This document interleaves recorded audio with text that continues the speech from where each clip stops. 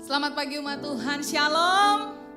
Puji nama Tuhan kalau pagi hari ini kita diberikan kesempatan untuk kita datang beribadah kepada Tuhan. Itu semua karena anugerah Tuhan.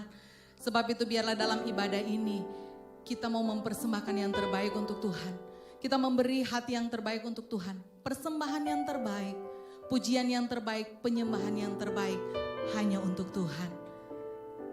Sebab itu mari saudara bersama dengan saya, dengan segala kerendahan hati kita mengangkat kedua tangan kita di hadapan Tuhan.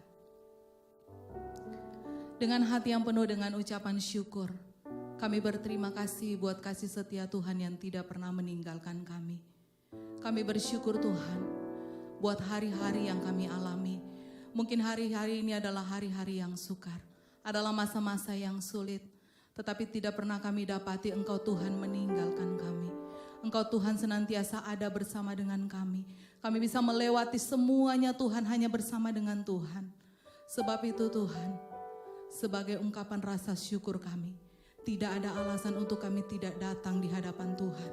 Tidak ada alasan untuk kami tidak memuji nama-Mu yang hidup, Allah yang berkuasa.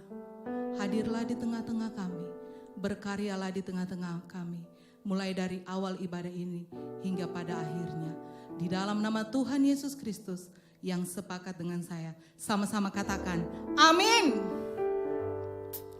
Hanya dekat dengan Allah saja hatiku tenang, sebab ada Tuhan yang ada bersama dengan kami.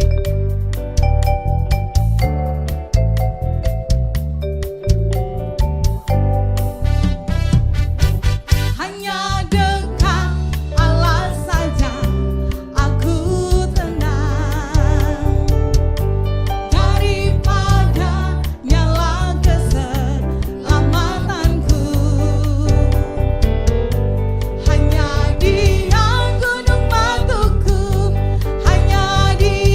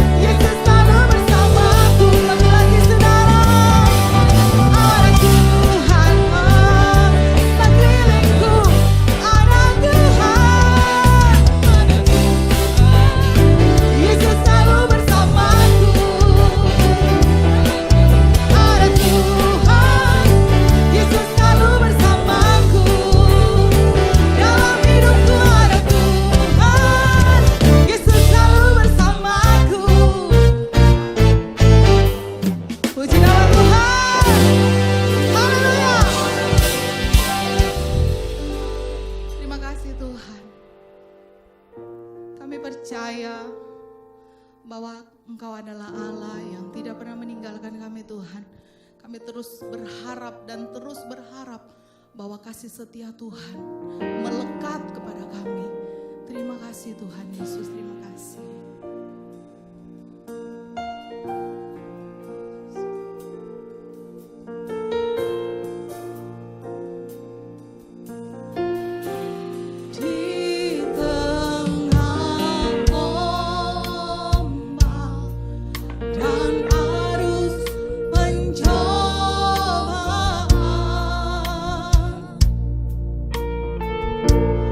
Hampir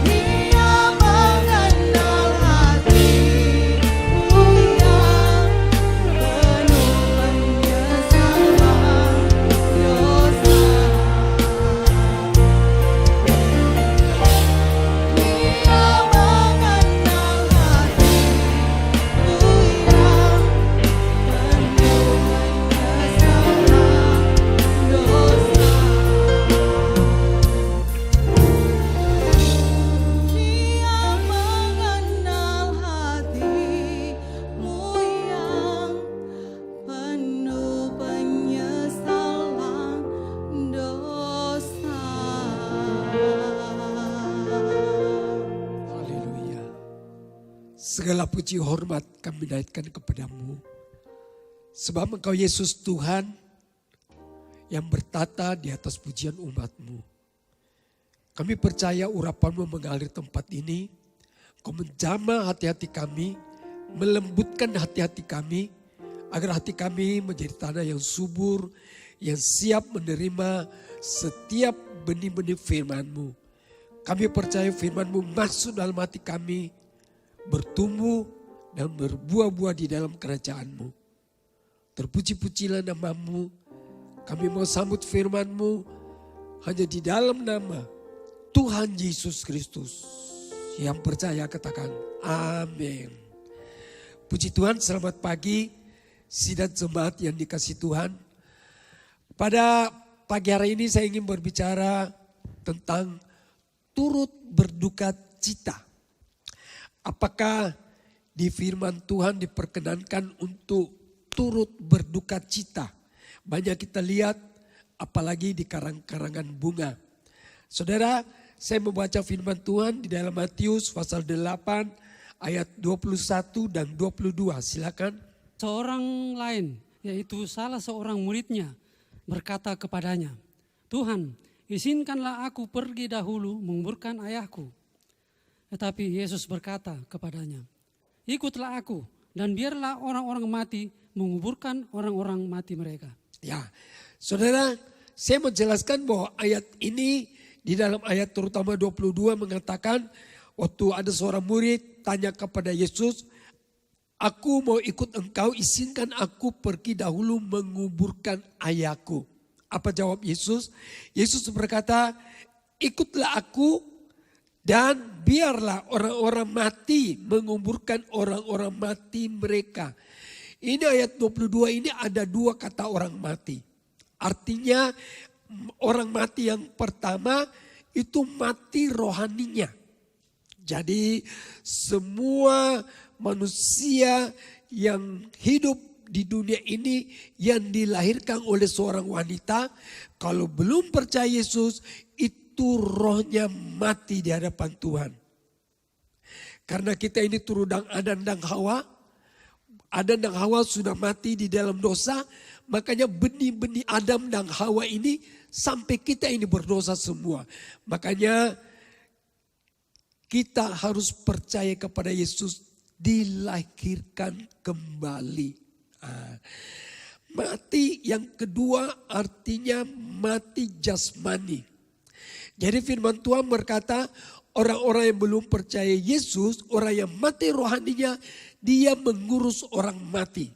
Nah, dengan kata lain, kita yang percaya Yesus, orang yang hidup rohaninya mengurus orang yang hidup, bukan orang yang mati. Makanya saya dulu waktu saya sudah percaya Yesus, nah papa saya kan sudah mati. Jadi kuburannya itu karena saya mau percaya firman Tuhan, saya tidak pernah lagi kasih bersih kuburannya papa. Jadi ini ada banyak yang mengatakan saya ini tidak berbakti, saya ini putau. Jadi saya diam aja.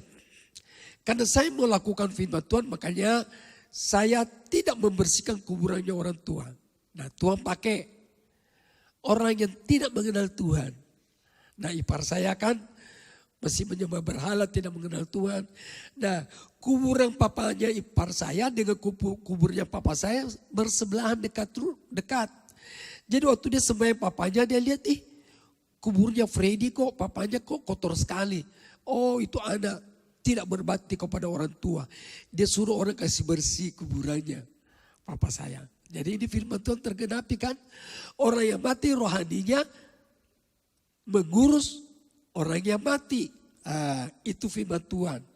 Makanya saya sungguh-sungguh mempraktekkan firman Tuhan ini di dalam hidup saya.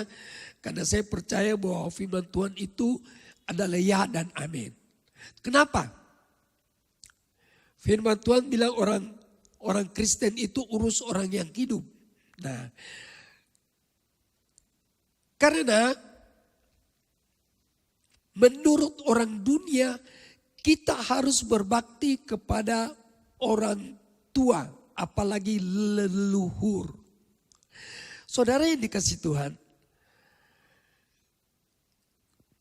berbakti kepada leluhur itu pekerjaan roh jahat yang masuk ke adat istiadat. Makanya mengatakan kita harus menghormati leluhur. Kalau firman Tuhan tidak mengatakan demikian, saudara. Firman Tuhan mengatakan kita harus menghormati orang tua yang masih hidup. Itu beda kan. Kalau orang yang sudah mati, tidak ada lagi urusan di dunia ini. Makanya saya bilang hati-hati, iblis akhir zaman ini bekerja giat sekali. Maksud melalui adat istiadat supaya kita sembahyang leluhur. Nah, saudara,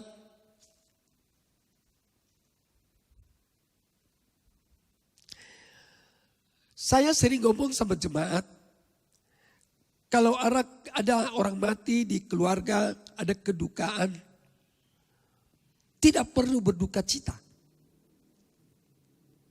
Kenapa? Saudara dengar baik-baik. Kalau kita kembali firman Tuhan, itu kita memang betul-betul beda dengan orang dunia.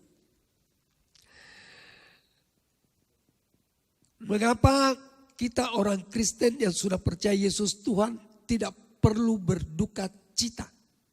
Nah, sebab saya tanya jemaat semua di tempat di sini yang mendengarkan firman Tuhan saya, terutama online. Pernah dengar orang pindah rumah baru itu menangis? Saya ulang lagi. Pernah dengar orang pindah rumah baru menangis? Tidak kan? Demikian pula juga di kita. Yang mati di dalam Tuhan itu orang yang berbahagialah yang mati di dalam Tuhan. Kenapa? Karena mereka kembali ke rumah Bapa. Kembali ke rumah Bapa itu dapat rumah yang baru. Kenapa harus menangis? Misalnya Bapak saya sudah meninggal, Mama saya sudah meninggal. Saya tidak perlu berduka cita. Saya tidak perlu menangis. Karena Papa Mama saya sudah ada di surga, di rumah baru. Nah, saudara yang dikasih Tuhan, kalau ada yang tanya sama saya, iya pendeta, biar bagaimana kan kita punya perasaan. Bagaimana ditinggalkan, apalagi kalau kekasih yang meninggal. Saya bilang makanya mengiring Tuhan jangan pakai perasaan. Amin. Pakai apa? Roh. Percaya saja. Kalau kita percaya firman Tuhan, makanya saya bersyukur ipar saya berapa tahun yang lalu, mertua saya termasuk istri saya kan mamanya. Mertua saya dipanggil kembali ke rumah Bapak. Pas dia ada di Palu. Nah waktu itu, hari itu kalau saya tidak salah, hari Minggu kalau saya tidak salah. Dia ada pelayanan di Donggala. Dia tanya sama saya. Cau, dia panggil saya kakak ipar. Bagaimana, apakah saya harus melayani? Saya bilang, tanya dirimu. Saya bilang, kalau saya tidak ada masalah. Kalau kau tidak melayani, saya panggil hamba Tuhan yang lain. Saudara tahu, dia pikir, dia nangis. Kan orang tua baru mama lagi meninggal, lagi baru meninggal. Belum dikubur. Dia bilang, saya tetap mau melayani. Saya bilang, dahsyat. Ya, kita kalau memang Tuhan sudah panggil ke surga, kenapa kita harus berduka cita? Malah di pelayanan dia diberkati luar biasa. Jemaat Donggala biar luar biasa firman-Nya. Kita diberkati luar biasa. Nah, bagaimana? Jadi kita beda. Orang yang sudah kenal Tuhan itu tidak perlu berduka cita. Ya, kalau pakai perasaan menangis sedikit oke lah. Yang saya tidak bisa terima itu menangis sampai pisam-pisam. Sadar lagi, pingsan lagi, sadar lagi, pingsan lagi. Itu bukan orang Kristen, orang dunia. Makanya kalau saudara tanya, apakah bisa turut berduka cita? Di dalam Tuhan tidak ada. Yang ada apa? Di Filipi bersukacitalah senantiasa. Amin. Ya, kita kalau kembali firman Tuhan, semua selesai. Makanya saudara dengar baik-baik.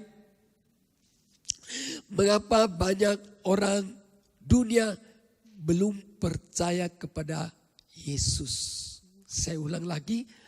Mengapa banyak orang dunia, apalagi penyembah berhala, belum percaya kepada Yesus? Jawabannya satu. Karena orang Kristen apa yang dia ngomong, apa yang dia percaya, dia berbuat yang lain. Itu kuncinya saudara. Nah, saya kasih contoh. Yang seperti saya tadi bilang. Oh, kita kalau percaya Yesus masuk surga. Surga itu bagaimana? Oh, surga itu indah. Penuh dengan batu permata. Jalannya saja pakai emas. Tapi kenapa kalau ada orang meninggal kita menangis? Ya kan? Jadi apa yang kita ngomong? Lain dengan perbuatan kita. Keluarga Anda meninggal kita menangis. Kembali ke rumah Bapak, rumah baru kok nangis. Makanya kadang-kadang orang dunia tidak mau datang kepada Tuhan, belum mau datang kepada Tuhan karena apa yang kita ngomong, apa yang kita percaya, kita tidak lakukan, kita tidak perbuat. Makanya hati-hati saudara.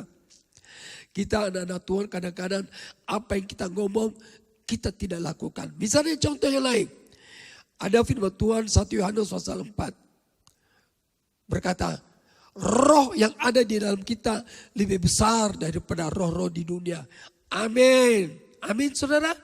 Amin. Tetapi ada kok orang Kristen yang takut setan. Halo? Ada di sini? Tidak ada. Tidak ada yang ngaku.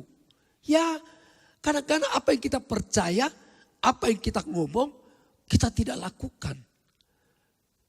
Yang saya kaget masih ada orang Kristen yang takut mayat. Siapa di sini yang takut? Tidak ada. Tidak ada yang ngaku. Saudara. Saya lihat orang yang belum percaya kepada Yesus. Terutama saudara sepupu kita. Wow, dahsyat loh. Saya pernah dengar cerita ada yang meninggal keluarganya. Karena mereka tidak ada biaya untuk ambulans. Mereka bawa motor. Tengah malam ini lewat gunung. Lewat hutan. Dia ikat mayat dengan dia sendiri. Baru dia kasih jalan motor. Hah? Orang belum percaya Tuhan kok tidak takut mayat? Kita orang Kristen takut mayat. Bagaimana orang dunia bisa datang kepada Tuhan? Dan yang lucunya waktu dia sampai di rumah makan kan dia lapar dia mau makan. Pak, 1 piring nasi. Ini yang punya restoran marah sekali. Kurang ngajar kok teriak-teriak di luar. Kenapa tidak mau masuk makan?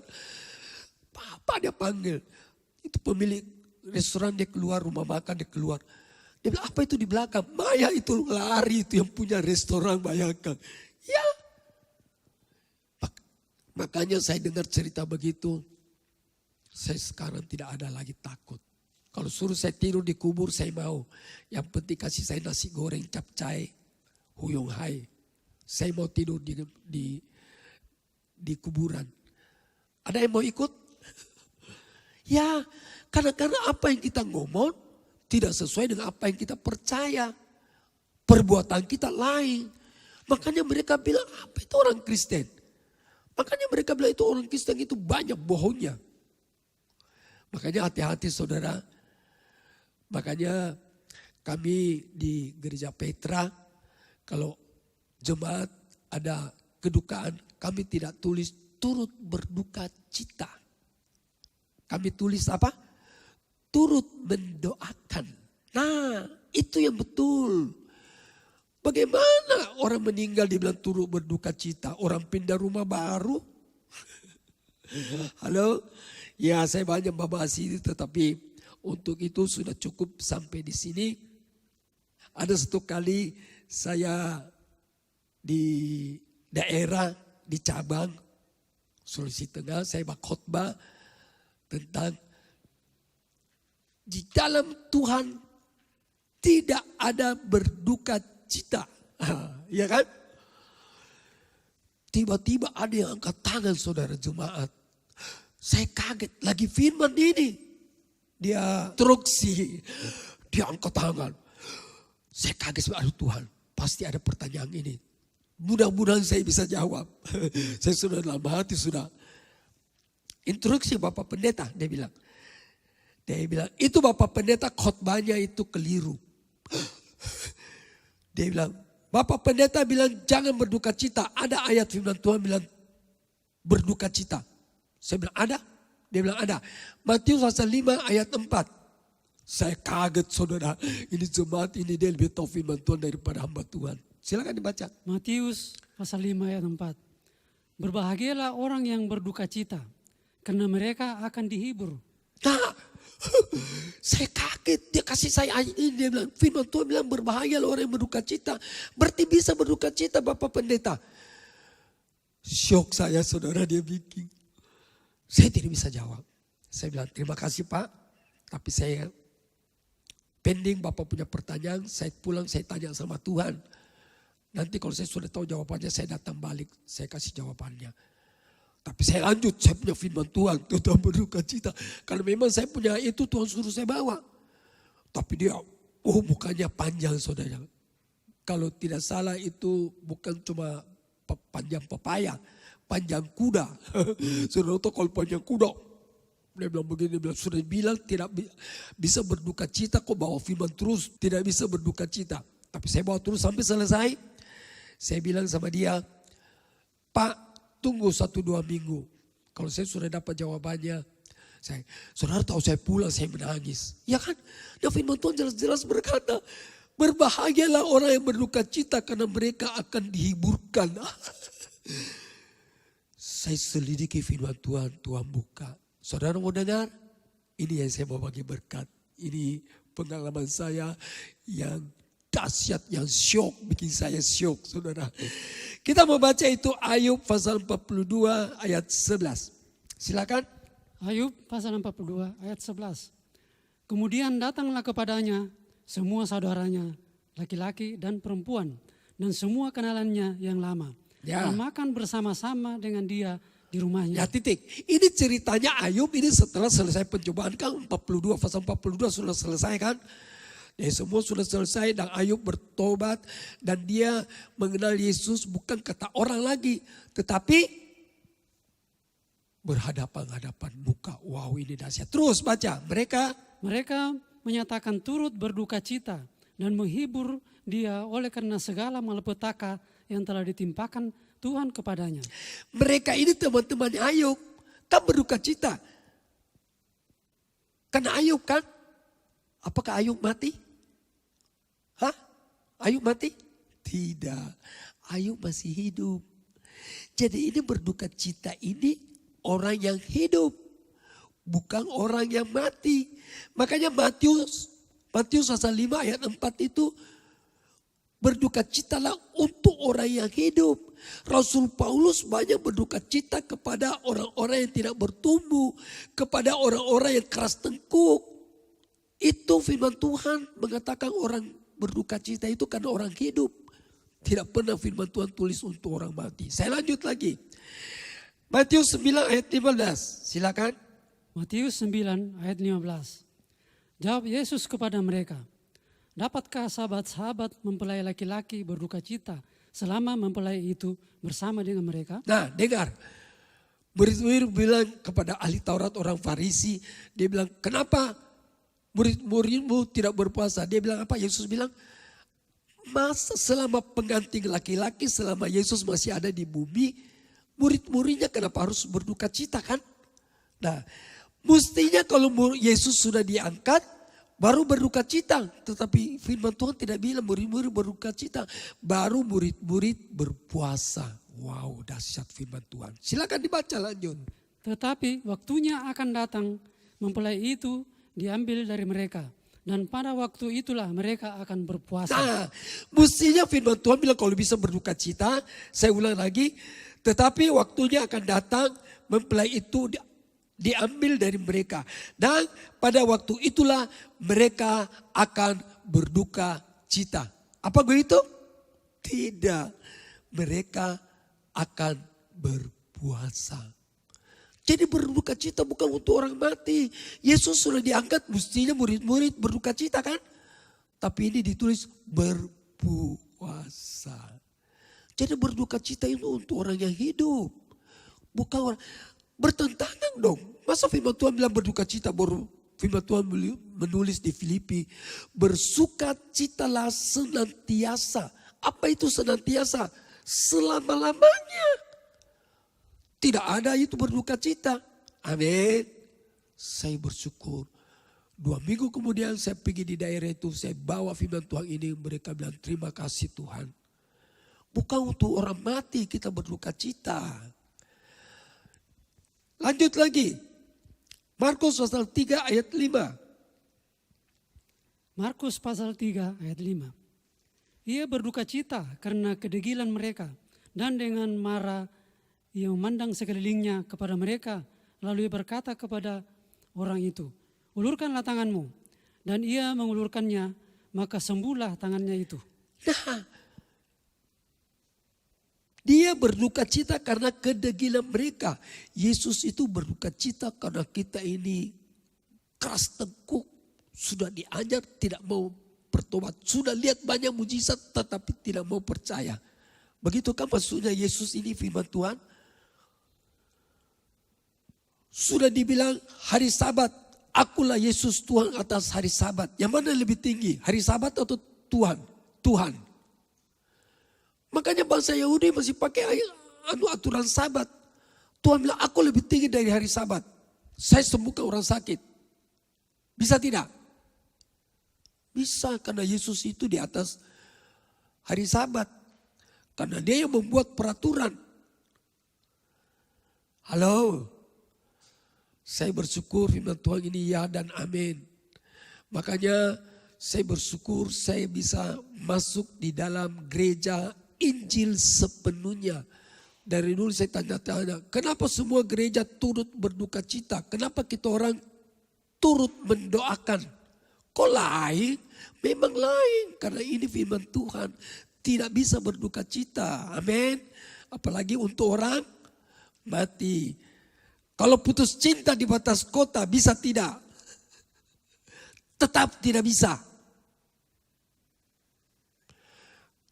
Karena maksud Tuhan itu bukan jodohmu. Ada jodoh yang terbaik. Amin. Kok tidak ada amin? Pemuda-pemuda kok tegang sekali. Ya, tidak perlu berduka cita. Putus cinta di batas kota. Amin Tuhan. Kasih saya yang terindah dan yang terbaik. Haleluya. Mau berduka cita? Tuhan suruh saya bawa ini. Ini bukan kebetulan. Bagaimana pandemi COVID-19?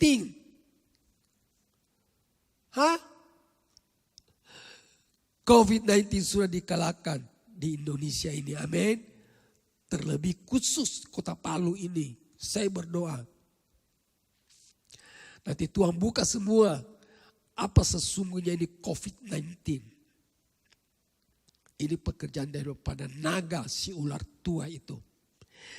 Oke, satu ayat lagi dan kita akhiri firman Tuhan ini. 2 Korintus 11 ayat 29. 2 Korintus 11 ayat 29. Jika ada orang merasa lemah, tidakkah aku turut merasa lemah? Jika ada orang yang tersandung, tidakkah hatiku hancur oleh duka cita? Ini Rasul Paulus berduka cita untuk orang yang hidup. Bukan untuk orang yang mati. Kalau yang tersandung, yang lemah, itu hatinya Rasul Paulus berduka cita. Itu yang benar di dalam Tuhan. Saudaraku, tiba-tiba Tuhan kasih ingat saya pengalaman saya. Mengapa iblis masuk melalui adat istiadat. Dengar baik-baik saudara, saya punya pengalaman satu. Saat kami makin bertumbuh di dalam pengenalan akan Tuhan Yesus.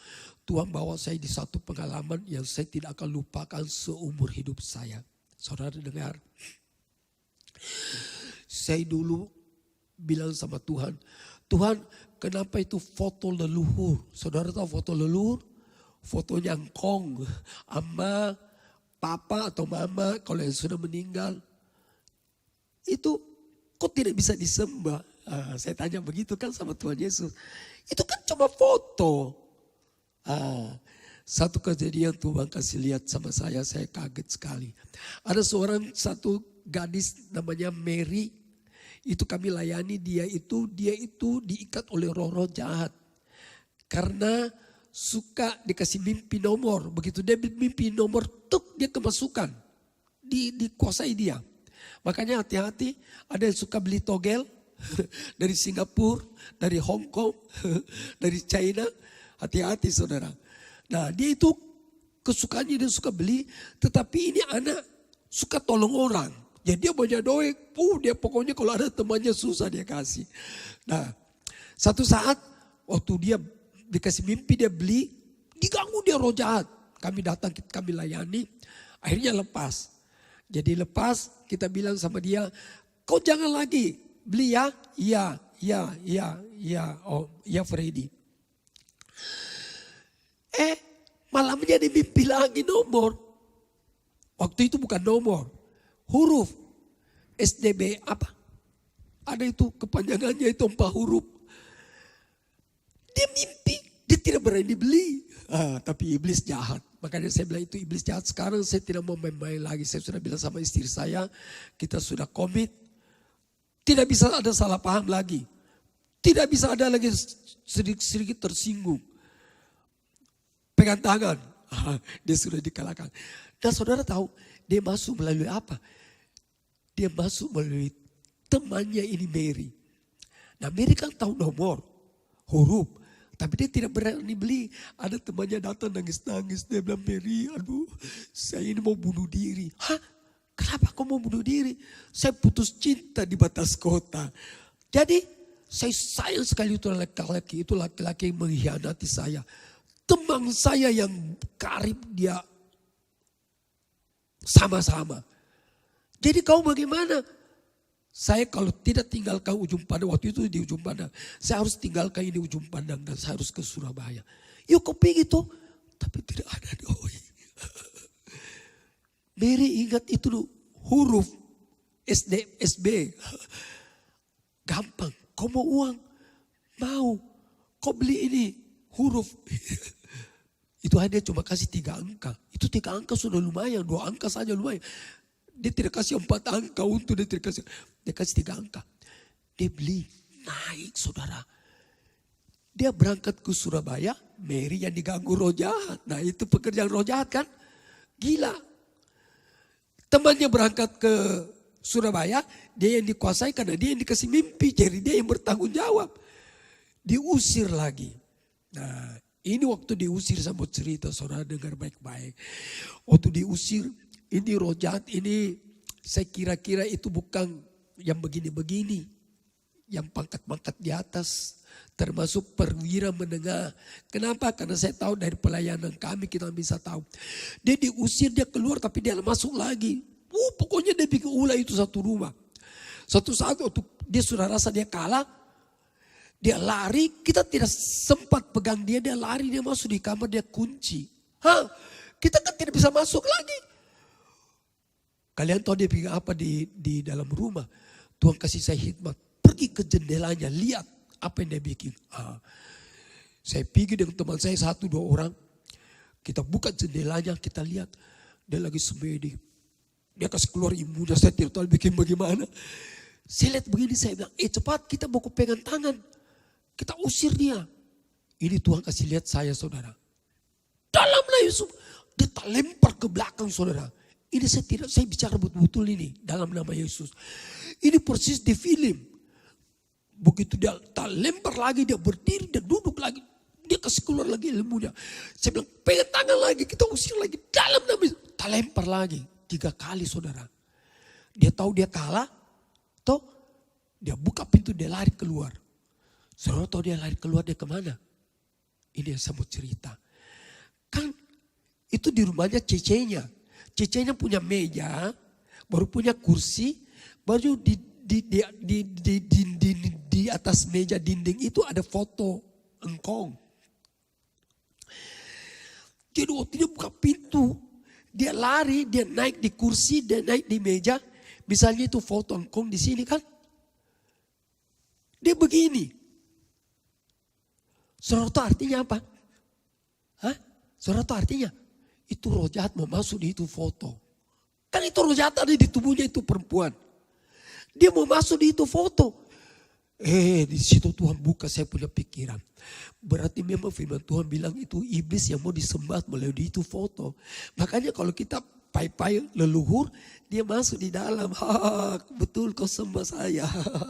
Saya ini Tuhan. Amin. Oh, saya bertobat saudara. Makanya sejak itu saya percaya ini firman Tuhan ya dan amin. Amin. Jadi jangan lagi ada foto-foto engkong, ama, baru cikong-cikong, pai-pai. Ada roh jahat di dalam.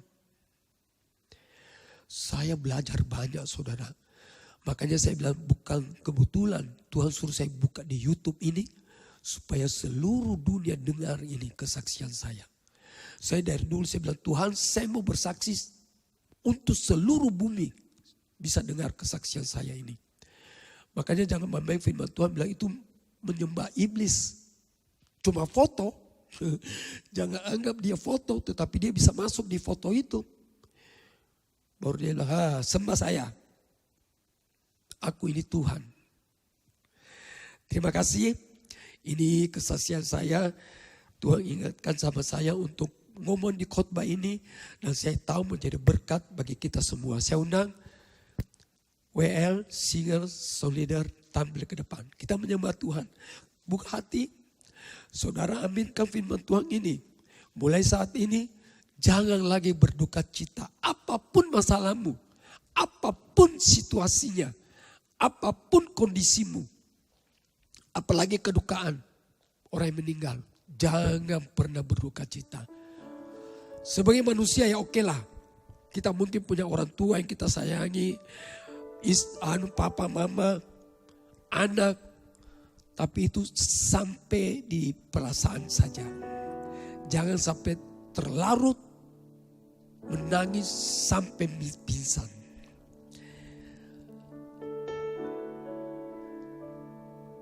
Ku tak membawa apapun juga. Benar Tuhan, inilah hamba-Mu. Kira papa sikira dan pasyaramu. Terima kasih. Ku tinggal semua pada akhirnya saat ku kembali ke surga. Sekali lagi. Ku tak membawa apapun juga saat ku datang ke dunia. Ku tinggal semua pada akhirnya saat ku kembali ke surga.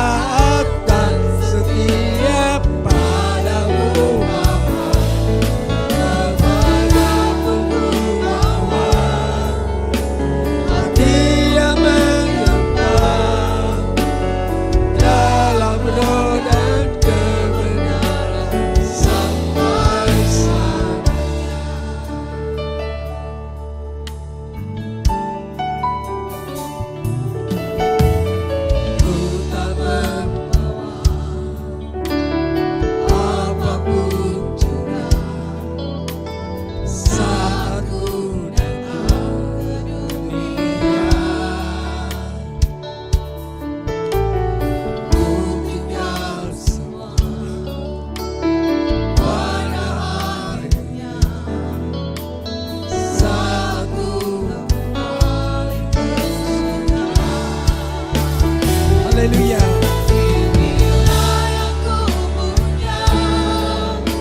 Kami sebagai hamba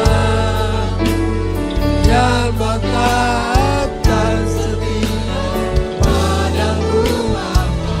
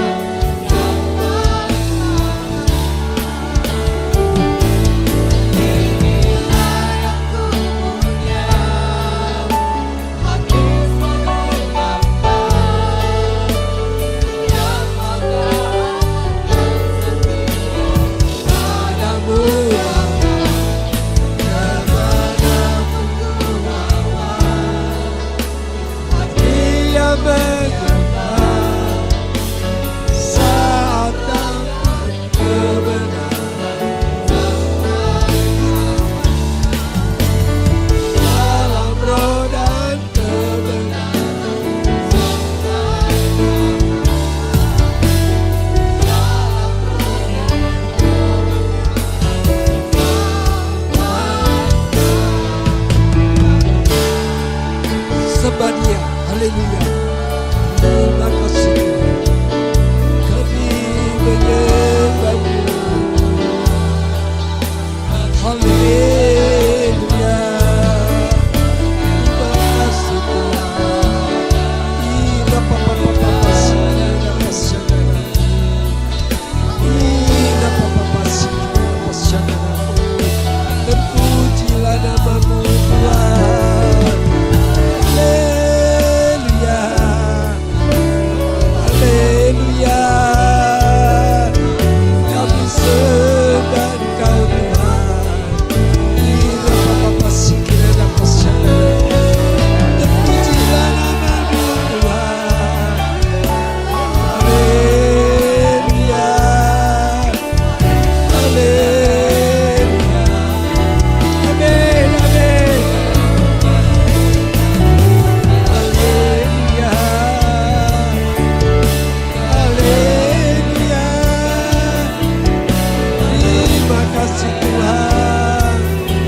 Kira papa sikira dapat sadaramu. Amin, amin. Glory, glory. Kira papa sikira dapat sadaramu. Kami menyembah-Mu. Haleluya. Amin, amin. Kira papa sikira dapat sadaramu. Amin, amin. Haleluya, haleluya.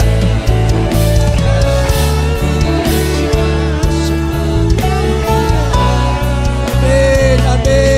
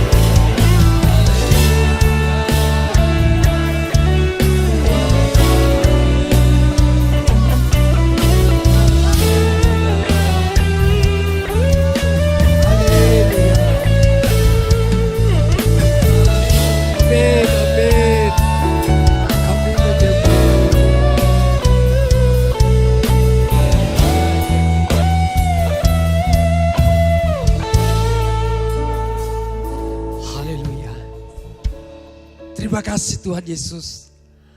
Engkau sudah berfirman melalui hamba-Mu. Engkau sudah menyatakan isi hati-Mu di tempat ini. Ampuni kami Tuhan. Kadang-kadang apa yang kami percaya, apa yang kami mengetahui mengenai firman-Mu, tapi tidak sesuai dengan perbuatan kami. Kami mau bertobat. Kuduskan kami dengan darah-Mu. Urapi kami kembali Tuhan dengan kuasa Roh Kudus-Mu. Agar kami sungguh-sungguh memperhatikan firman-Mu. Sehingga nama-Mu dipuji, dipermuliakan sampai selama-lamanya. Kami mau bertobat Tuhan. Kami sungguh-sungguh mau bangkit untuk kembali kepada kasih Bapa. Kami percaya secara manusia kami tidak mampu. Tapi melalui urapan Roh Kudus-Mu, pimpinan Roh Kudus-Mu, kami akan mampu dan sanggup memperhatikan firman-Mu. Terima kasih Tuhan. Kami ucap syukur, Engkau sudah menjawab doa hamba-Mu. Berkati semua yang sudah mendengarkan firman-Mu juga Tuhan. Engkau bangkitkan roh yang menyala-nyala dalam kehidupan mereka. Sehingga Lucifer, roh naga sudah dikalahkan di kota Palu ini. Bahkan Sulawesi Tengah ini. Bahkan seluruh Indonesia Tuhan. Pakai kami menjadi alat-Mu. Melalui kehidupan kami, nama-Mu dipuji, dipermuliakan sampai selama-lamanya. Di dalam nama Tuhan Yesus kami sudah berdoa. Yang percaya katakan amin.